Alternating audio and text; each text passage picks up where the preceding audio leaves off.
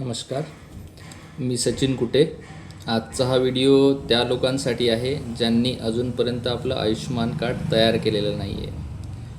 तर प्रधानमंत्री जन आरोग्य योजना, ज्यालाच आपण आयुष्मान कार्ड म्हणतो, ही योजना भारत सरकारने बऱ्याच दिवसापासून सुरू केलेली आहे।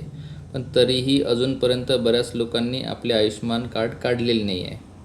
तर ज्या लोकांनी आयुष्मान कार्ड अजूनपर्यंत काढलेलं नाही त्यांनी लवकरात लवकर आपले आयुष्मान कार्ड काढून घ्या। यामागचं कारण असं की कुठलीही शारीरिक हानी किंवा कुठलीही बिमारी ही वेळ सांगून येत नाही, त्यामुळे वेळेवर धावपळ करण्यापेक्षा आधी पूर्वतयारी असलेली बरी। या कारणास्तव सर्वांनी आपले आयुष्मान कार्ड काढून ठेवणे आवश्यक आहे। 4-5 दिवसाआधीची जी घटना आहे, एक जवळपास 5 ते 6 वर्षाची मुलगी माझ्यापर्यंत आली होती। म्हणजे तिचे आईवडील घेऊन आले होते। त्या मुलीला ऑपरेशन करायचं होतं आणि त्यांच्याकडे आयुष्मान कार्ड नव्हतं। तर आयुष्मान कार्ड काढायसाठी जेव्हा प्रयत्न केला तेव्हा त्या मुलीचं आधार अपडेटच नव्हतं। लहानपणी काढलेलं असेल, आईवडिलांच्या अंगठी देऊन काढलेलं आधार कार्ड असेल ते, त्यामुळे ना त्या मुलीचा अंगठा लागत होता, ना मोबाईलवर काही OTP येत होता, कारण मोबाईल नंबर त्यासोबत रजिस्टरच नव्हता। त्या कंडिशनमध्ये त्या मुलीचं आयुष्मान कार्ड तयार होऊ शकलं नाही।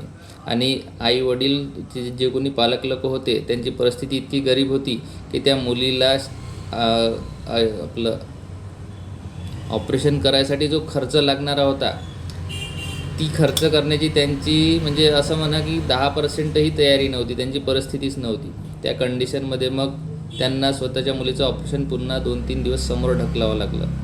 मोबाईल नंबर रजिस्टर होणार, त्यानंतर तिचं आयुष्मान कार्ड निघणार। तर अशी चूक तुम्ही करू नका, कारण वेळ ही सांगून येत नसते। त्यामुळे आधीच आपले आयुष्मान कार्ड काढून तयार ठेवा। आता बऱ्याच लोकांना आयुष्मान कार्डच्या बाबतीत एक संभ्रम असा आहे की आयुष्मान कार्ड काढल्यानंतर खरंच त्याचा काही उपयोग होतो का, हॉस्पिटलवाले घेत नाहीत, अशा काही लोकांच्या मी चर्चा ऐकल्या। तर असं काहीच नाही आहे। आयुष्मान कार्डच्या साईटवर गेल्यानंतर आयुष्मान कार्डच्या लिस्टमध्ये कुठले कुठले हॉस्पिटल्स इन्व्हॉल्व आहेत, त्यामध्ये public hospital, private non profit आणि प्रायव्हेट प्रॉफिटेबल असे 3 प्रकारचे हॉस्पिटल इन्व्हॉल्व केलेले आहेत। त्यामध्ये आपल्या आर्वीतले सुद्धा आहेत, वर्धा जिल्हा, ऑल ओव्हर इंडियातले हॉस्पिटल्स आहेत। आणि कुठल्या हॉस्पिटलमध्ये तुम्हाला जाता येईल याचीसुद्धा माहिती दिलेली आहे। त्यामुळे असा कुठलाच संभ्रम मनात न ठेवता की आपल्याला काढल्यानंतर याचा उपयोग होईल किंवा नाही, सर्व ठिकाणी तुम्हाला हे कामी पडणार आहे। आणि महत्त्वाचं म्हणजे याच्यामध्ये तुम्हाला जो लागणारा खर्च आहे, जो तुम्ही ज्याला 2 लाख 3 लाख रुपये असा खर्च येतो कुठल्या बिमारीसाठी, त्यामध्ये तुमचा खर्च बिलकुल नगण्य किंवा 0 राहू शकतो। इतका फायदा त्या आयुष्मान कार्डचा आहे। त्यामुळे ज्यांनी कोणी आयुष्मान कार्ड काढले नसतील त्यांनी आपले आयुष्मान कार्ड काढून घ्या। 70 वर्ष पूर्ण झालेल्या लोकांना याच्यामध्ये कुठलीही अट नाही आहे। तुम्ही आयुष्मान वयवंदना कार्ड म्हणून 70 वर्षांच्या वरील लोकांसाठी आता सुरू झालेलं आहे।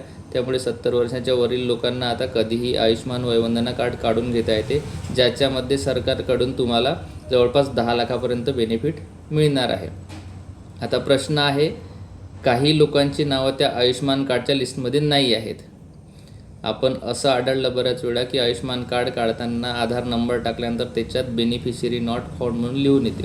तर आता तशीसुद्धा सुविधा आलेली आहे की तुम्ही आयुष्मान कार्डच्या लिस्टमध्ये तुमचं नाव टाकू शकता। म्हणजे आपण गव्हर्नमेंटकडे एक ग्रीव्हियन्स जर फाईल केला की माझं नाव आयुष्मान कार्डच्या लिस्टमध्ये आहे नाही, माझ्याकडे राशन कार्ड, आधार कार्ड आहे आणि माझं नाव या लिस्टमध्ये मला इन्व्हॉल्व करून घ्यायचं आहे, तर त्यानंतर काही दिवसात तुमचं नाव त्या लिस्टमध्ये येऊन जाते। ती सुद्धा सुविधा आता गव्हर्नमेंटने सुरू केलेली आहे।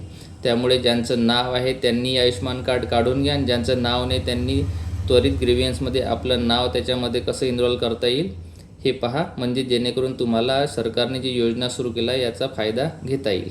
धन्यवाद।